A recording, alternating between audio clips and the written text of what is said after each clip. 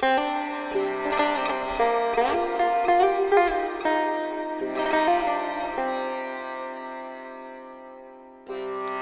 কি ব্যাঙ্গালোরে থাকেন?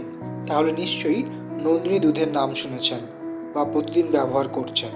কিন্তু জানেন কি এই দুধ কারা তৈরি করে, কেমন এর গুণমান, আর পশ্চিমবঙ্গের দুধ কোম্পানির সাথে এর তুলনা কেমন? আজকের ভিডিওতে আমরা জানবো সব কিছু নন্দিনী দুধ সম্পর্কে। চলুন শুরু করি। নন্দিনী ব্র্যান্ডটি তৈরি করেছে KMF অর্থাৎ কর্ণাটক মিল্ক ফেডারেশন। এটি কর্ণাটকের অন্যতম বৃহৎ দুগ্ধ উৎপাদক সংগঠন। কৃষকদের কাছ থেকে সরাসরি দুধ সংগ্রহ করে অত্যাধুনিক পদ্ধতিতে প্রক্রিয়াকরণ করে প্যাক করা হয় এই নন্দিনী দুধ।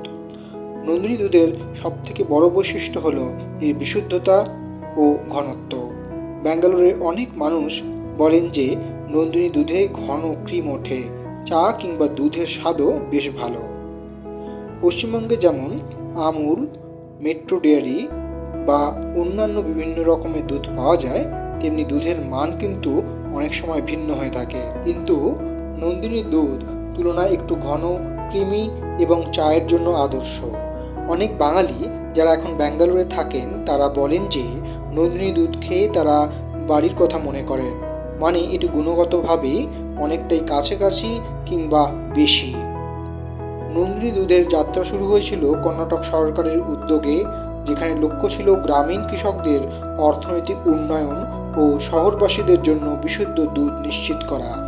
এখন ব্যাঙ্গালোর সহ গোটা কর্ণাটক জুড়ে নন্দিনী দুধের ডিমান্ড খুবই বেশি, এমনকি এটি এখন অন্যান্য রাজ্যেও সরবরাহ করা হচ্ছে। সুতরাং যারা ব্যাঙ্গালোরে থাকেন এবং ভালো মানের দুধ খুঁজছেন তাদের জন্য নন্দিনী একটি নির্ভরযোগ্য নাম। এর পেছনে রয়েছে বহু কৃষকের পরিশ্রম ও কর্ণাটক মিল্ক ফেডারেশনের সৎ প্রচেষ্টা। আপনার কি মতামত? আপনি কি নন্দিনী দুধ খান? নিচে কমেন্ট করে জানাতে ভুলবেন না।